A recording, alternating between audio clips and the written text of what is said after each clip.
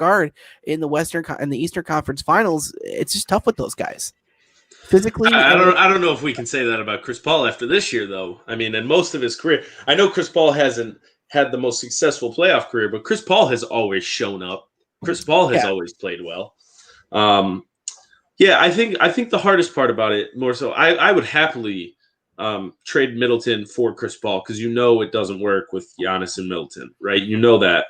And you have to win next year if you're Milwaukee, or he's gone. He's going to leave. And on top of that, you're going to be in a bidding war regardless. The Knicks have already expressed that they have interest in him, and I'm sure another contender around the league will have interest in Chris Paul. So the Knicks, to me, are the favorite. If Chris Paul would be willing to go there, which I'm not sure he would, but if they were, sure. I think they're the favorite. They have young assets, and sure, Dennis Smith Jr. and Kevin Knox aren't the best young assets, but they have like a middle lottery pick this year that I don't think they would hesitate to give up because it's the Knicks. And then they have NBA-ready players like Julius Randle or Bobby Portis that if the Thunder are looking to continue to compete into next year, similar to how they did this year, while guys like Shai Gilgeous-Gross, that they could get back from New York and continue to compete and probably make the playoffs next year without Chris Paul. So here's the thing about that. We know that they don't want to do that because they've said that, and then they let Billy Donovan go. And they don't want to be in the luxury tax, and they want to get rid of Chris Paul. They'd still be cutting cap, though. They wouldn't be in the luxury tax. Yeah, and but let's say what if it's Julius Randle in the 8th pick, 6th pick? The whole reason Billy Donovan left is because they don't want to win. That's not what the aim of the franchise is right now. And that, to me, like when you have this like cool, weird team that they're looking to gut it instead of try to find a way to like deal Steven Adams or Gallo for a more cost-efficient piece. I think you said this to me, sell the team. Whoever the owner of the Oklahoma City Thunder is, sell the team because you're not interested in playing winning basketball. You're just not. Yeah. You're not interested in doing what it takes. Get rid of the team. You got anything else for basketball? No. I'm just ready for the conference finals. That's it. Yeah, I'm ready to be there. I mean, I'm excited for Game 7, but I'm ready for the conference finals. But I think we have hit that time where it's time for Quick Pitch. Quick Pitch. All right, so I got a few things for you. Mike D'Antoni will not return as the Rockets coach. He is a free agent. Is there another roster in the league that he fits with? Is there a place for him as a head coach next year? The Thunder with Chris Paul, for goddamn sake. But probably the Pelicans. I know that's the big rumor. The only other team I could think, like, what other teams, like, run the floor like that, you know? Nobody, really. A lot of teams play fast, but you really got to be able to shoot for D'Antoni to be your head coach with that system. The 7 seconds or less system, which it's not what it was back in the Suns days. It's a little bit more laid back, but more threes. I just don't know if he could adjust to a team like the Pelicans, where it's really a lot of athleticism and not a ton of shooting. They're shooting, but it's not a ton of shooting. It'd be his greatest challenge yet. Yeah. And, I mean, how many chances do you get before they're just like, okay, let's find somebody new? Oh, you mean D'Antoni? Yeah. No, I think that guy's a really good coach. It'd be on like his 4th or 5th head coaching job. Like at a certain point, he's not going to win a title. I mean, he's been super competitive on a bunch of teams, and he's never gone over the hump ever. I mean, there's like only 5 or 6 coaches who are in the NBA right now who have won titles, I think.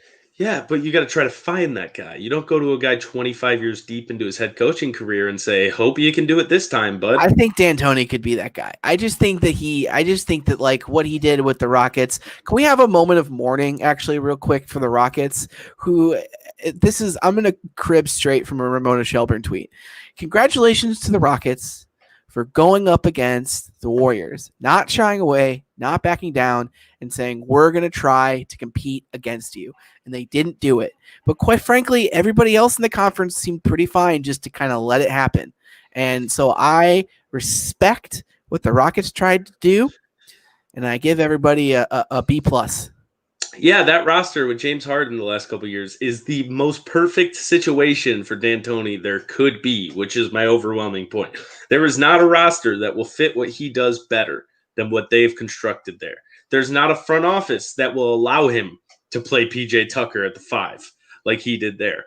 I mean, I just don't think there's a better situation for him. It's only downhill from here for D'Antoni. Well, let me ask you this: if the Pelicans say, "Yeah, play Zion as a 5," you think that's not a potentially interesting situation for D'Antoni? You could probably do it for 9 minutes in total in a game. They're not going to let him. You're not starting Zion at the 5. I think this is I think that him going to the Pelicans would be a really cool, good test. And I think a good coaching situation for a young team to bring a guy in like that who's been around, who's seen a bunch of different great players. I think that would be a good fit. I think I'd be in favor of that. But that team has too many good defenders for a guy who has out loud said, "Oh, I'm not worried about defense. I don't care." Great, then it'll work even better. We don't practice defense. No, you're going to ruin them. They're 22 years old. All right, let's move on. Yeah. More sad Detroit sports stuff real quick. I didn't even want to make this a full topic. I just wanted to get it out of the way in quick pitch. The Tigers' hunt for the playoffs is over. They can't win a game anymore. They're allowing 10 runs a game. They're scoring 1 run a game. We still have the excitement of Mize and Skubal 2 out of every 5 days. Willie Castro's hitting 340. Jamer just won the Player of the Month in the American League. There's still some stuff to watch. And they gave me a month and a half of competitive baseball where I thought there was a real chance they could make the playoffs. So you're not the Lions, Tigers. You are much better than that. You deserve a hug and a kiss on the cheek. The playoff run is over this year. There won't be one next year. But the year after that, be ready, Tigers fans. That is the year they're going to compete. But give the team your support. They've done well. They've earned it more than any other team in this city right now. They have earned. They play hard. They play the right way. They need a new manager. They might need a new GM. But they're for Detroit sports. That's about as good as you can get for the last half decade. So go Tigers. R.I.P. Tigers. Go Cubs.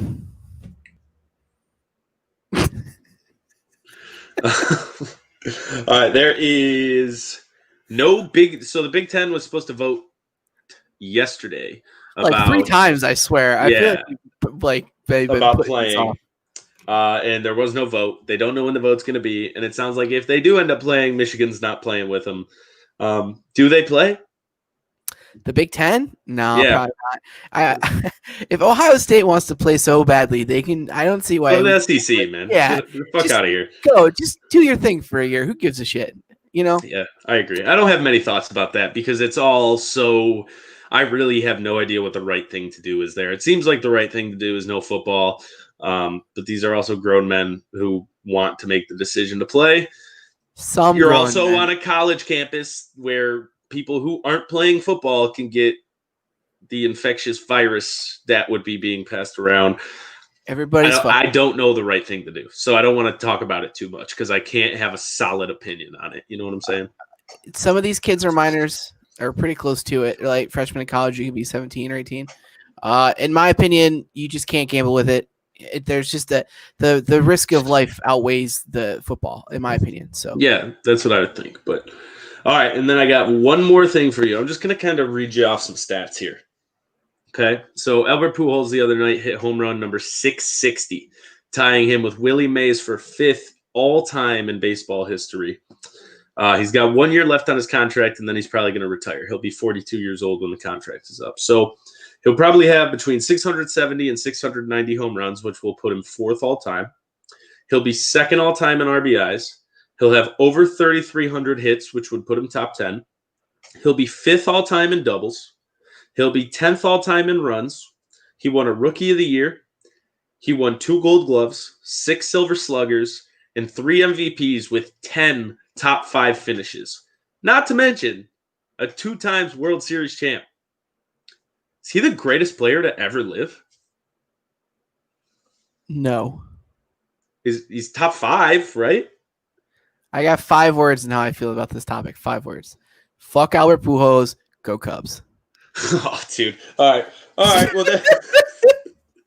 I liked the Cubs before this show. I've liked the Cubs my whole life, and now I'm going to come out of the show being like, "Fuck the Cubs." Seriously. Albert Pujols was devastating, and I do not like him. I somehow like him even less after signing that big ass contract, going to the Angels, and then not winning anything. Is Albert Pujols a top 10 player of all time? I don't know. I doubt it, because also like pitchers and shit. So pitchers are better. They're so much better. No, I mean like you're just talking about like hitters, right? Oh, like yeah, but I mean those hit. Nobody else ever has those hitting numbers except for maybe Hank Aaron and Babe Ruth. I'm not well versed in baseball history enough to tell you if I think that like what Stan Musial or those kind of guys did is stacks up to it. So I'll defer to you. What do you think? I've gone most of the last decade trying to convince myself that Miguel Cabrera is the greatest right-handed hitter I've ever seen. And when I started, I've always known most of this about Albert Pujols, but when I started to dig in and looking at it one by one, in this era, it's him, it's A-Rod, it's Ruth, that's it. I mean, that's the list. Barry Bonds, the greatest player of all time, but he, has the steroid issue. So if we're taking those guys out, Albert Pujols has never been busted for steroids. He might be the greatest player of all time. I'm saying at worst. All right, that's all I got. Do you got anything else? There's literally so much sports going on right now that I lost track of what's going on in soccer. But I would like to report that there are literally like a dozen American soccer players scoring every week. Right? Did the Premier League start today? Yes. So did they have a week and a half off? They had like a month and a half basically, because they had like 3 months in the middle of the year too. So, yeah, we'll see. Pulisic was in the middle of this show. I got a ping. It says doubtful against Liverpool. Okay, so he's still hurting. It's an FA Cup game, and he's still kind of nursing his hamstring, I think. But that's okay, because he actually would have been like about 2 weeks ahead of schedule if he played today. So, Gio Reyna has played in like every Dortmund preseason game. That kid's 17. It's for the last 2 weeks I've said it, I'm going to say it again. Get on the bandwagon because it's coming. I'm so excited for the next Weston McKennie. There's clips of like Cristiano Ronaldo with his arm around Weston McKennie and like him doing like these little give and goes. And oh man, yeah, I have a feeling that's not the first time you've manned about that video. It's a good video, man. It's a great video, man. And like I said to you, I think I don't know what it is about Weston McKennie that says this to me, but he seems like a sponge. Like he absorbs what's around him. He's obviously a high motor guy, right? We've known that. He's a high motor guy, high work ethic guy. And to have Cristiano Ronaldo, like 2 weeks after McKennie gets there, have his arm around him and be like, "You got it, champ. You got it, squirt." Like that's big time. Cristiano Ronaldo's kind of been like that the last year or two at Juventus, like specifically with the young guys. He's like really put his arm around them, like a lot of them, like De Ligt too, like a lot of those young guys. McKennie had like 4 coaches when he was playing for Schalke, and every single one of those coaches was like this guy. So I think that's where that comes from. He played right back, center back. He played as a fucking target striker a few times for Schalke. I mean, he's been everywhere on the field. All of his coaches love him. Pirlo picked him out, like specifically the new coach of Juventus. So Weston McKennie is here to stay. All of the high end. Tim Weah is back, by the way. Tim Weah is back. Prince Weah, favorite player. He's back. He's been playing about 10 minutes a game for Lille after like blowing out both of his ACLs or something crazy like that. So, so he's back, and that's good. Jordan Morris is lighting up MLS right now. Brendan Aronson is at some point going to move to Europe. Reggie Cannon is in Portugal now. It's good times. Serginho Dest may or may not leave Ajax for Bayern Munich. We don't know yet. So I'll tell you what. If 1 or 2 people, that's all I'm asking, 1 or 2 people ask for it in the comments or message us on Twitter, we'll do a full show dedicated to the young prospects of the United States men's national team. I know you can do it. It doesn't have to be chart together. It doesn't have to be an hour and a half. It can be a 30-minute show, but we will do a full show dedicated to that. So if you want to know more about the United States men's national team, obviously we all know Pulisic, we all know McKennie, but I mean, Parker can tell you about Steve Johansson III from the third worst team in the minor leagues for the MLS. Like, so It's if you true really that want to get down with the nitty gritty, let us know.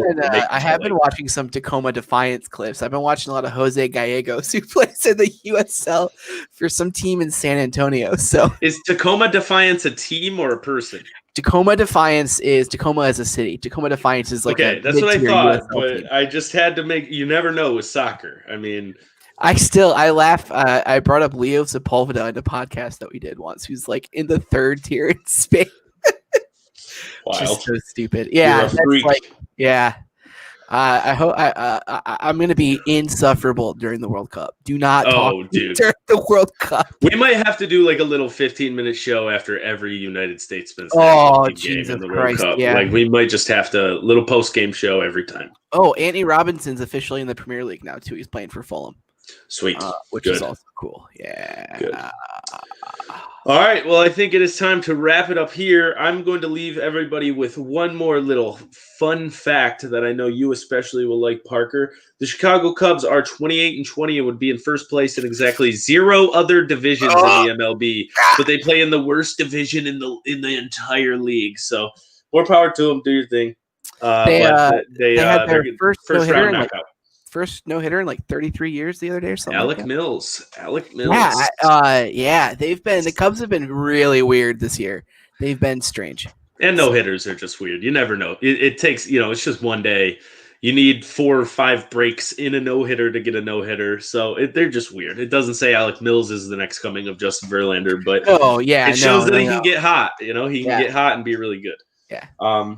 All right, for myself, Andrew Norris, your host, and Double P, producer Parker, go follow us on Twitter at Fan2Fan Detroit, at Parker_Hammond. Give us a like on YouTube. Give us a like on Spotify. And one of these days, shortly, we'll have it up on Apple Podcasts for you. Appreciate everybody listening. Big shout out to my sister. I forgot to do this last week. She got engaged. So big shout out to her and Kyle. Kyle, take care of my sister or I will kill you. Kyle. I'll whoop your ass, Kyle. Yeah, I'll have Parker kill you. So thank you everybody for listening, and we will see you next week. Same spot, same time.